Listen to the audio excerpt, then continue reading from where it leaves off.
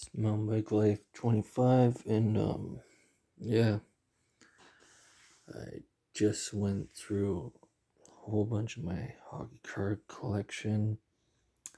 Right now, currently, what the rage is.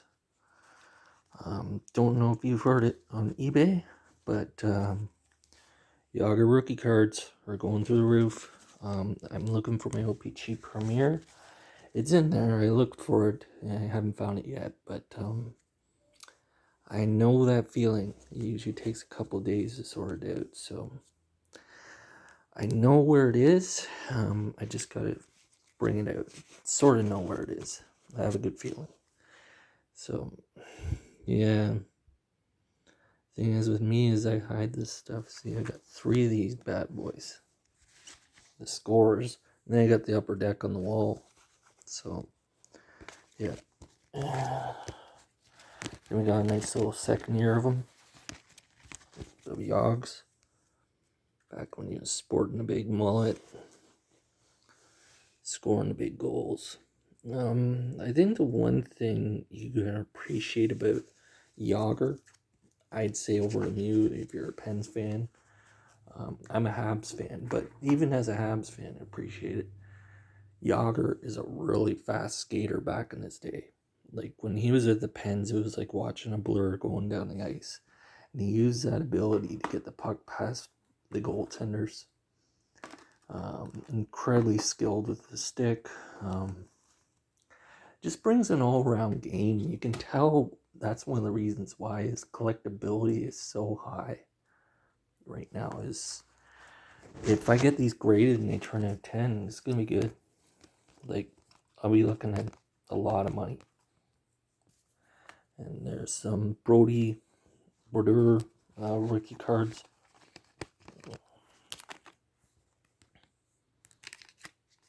Got 3 of those. Rob Blake, Modano, and Roenick.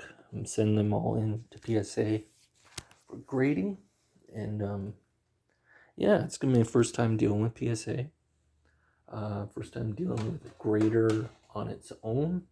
Your opinion about PSA? I think they're good because they cover everything. And if you're trying to get a higher price on stuff in a more accurate grade, PSA is the best way to go, from what I've been told. So that's what made my mind up. There's my second year Yager Premier, which is not bad. There's some not bad Yagers in here. Classic mullets. Yeah. Here's a neat one. Yeah. So, yeah. Do I have these graded? No, I doubt it. Unless they start bouncing in value. I just want to keep them in a box away from other cards and safely kept along with the Yager rookies. They'll probably sit here on this shelf or in a safe place. But, yeah. I think the thing with collecting is knowing what's valuable and what's not. A lot of this stuff is just mostly sets, and then you got superstars sets. So some I just have pure fluid rookie cards, and they're stashed way down there somewhere in this book. This box right here is right full of rookies, right packed, 2,500 strong. So yeah, and then the big boxes are 5,500 cards. So I got several of them. Yeah, there's well over 10,000 cards just sitting around here right now. I'd say well over 100,000 plus. I'm thinking like maybe closer to 1,000,000. I got cards in another storage area, so yeah, I have a huge collection. It's just finding Yager. Um, I am finding some raw ones on eBay. I'm kind of half tempted to buy it in. And then if I find my other one later, well, I can get the other one sent out. I get off eBay to get graded. Maybe just pay the person who owns it go extra, and they can send it to PSA for me, and nah, that wouldn't work. But yeah, just get it home and send it out again.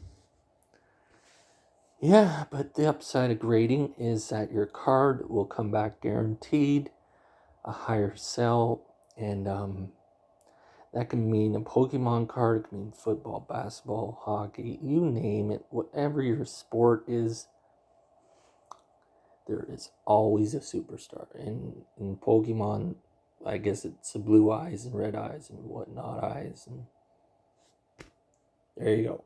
So there's your Wayne Gretzky's of their own disguise.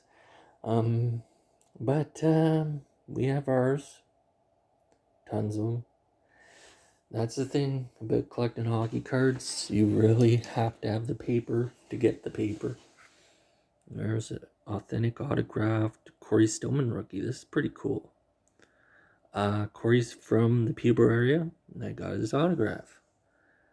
Yep, born in Peterborough. That's where I'm from. I met him at the Warsaw Car Show, and he signed it for me.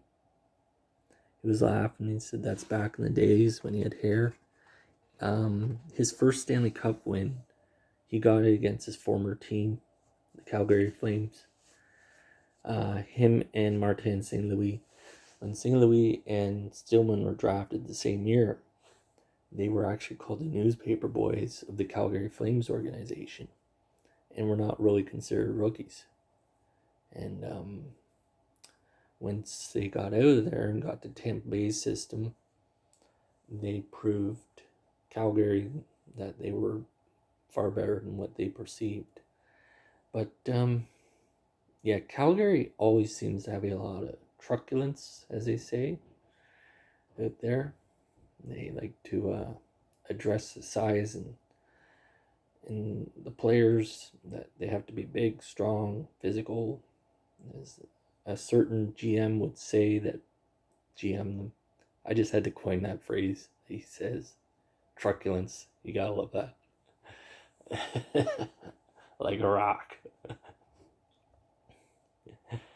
But sometimes, I think that really dawned the shorter players' careers in the NHL. Like, if you look at the NHL the way it is now, more players are winning the Stanley Cup because of Martin St. Louis and Corey Stillman, and they're like 6 feet under.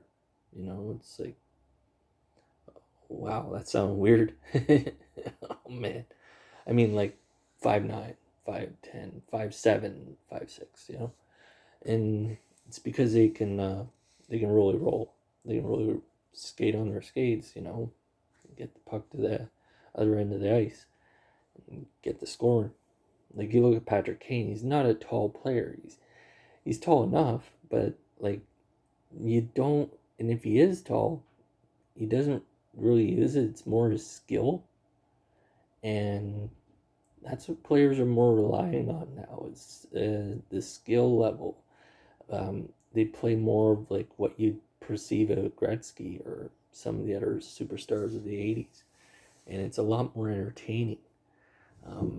Was the 90s boring? No, not at all. It's just different height. That's all. Like, you take Steve Yzerman, I think he was quite tall.